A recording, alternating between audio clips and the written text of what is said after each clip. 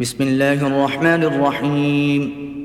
يسبح لله ما في السماوات وما في الأرض، له الملك وله الحمد وهو على كل شيء قدير. هو الذي خلقكم فمنكم كافر ومنكم مؤمن، والله بما تعملون بصير. خلق السماوات والأرض بالحق وصوركم فأحسن صوركم وإليه المصير. يعلم ما في السماوات والأرض ويعلم ما تسرون وما تعلنون، والله عليم بذات الصدور. ألم يأتكم نبأ الذين كفروا من قبل فذاقوا وبال أمرهم ولهم عذاب أليم.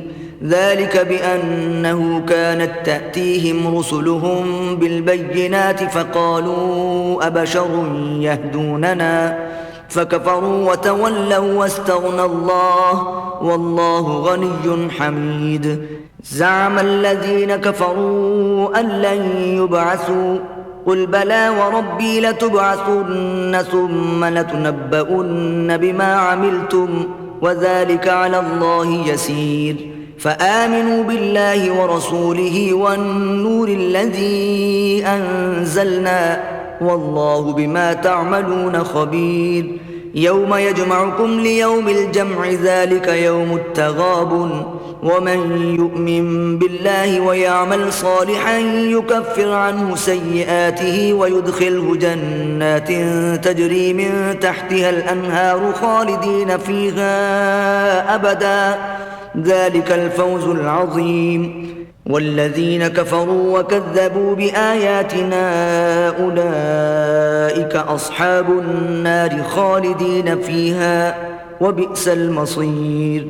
ما أصاب من مصيبة إلا بإذن الله، ومن يؤمن بالله يهد قلبه، والله بكل شيء عليم. وأطيعوا الله وأطيعوا الرسول، فإن توليتم فإنما على رسولنا البلاغ المبين. الله لا إله إلا هو، وعلى الله فليتوكل المؤمنون. يا أيها الذين آمنوا إن من أزواجكم وأولادكم عدوا لكم فاحذروهم، وإن تعفوا وتصفحوا وتغفروا فإن الله غفور رحيم. إنما أموالكم وأولادكم فتنة، والله عنده أجر عظيم.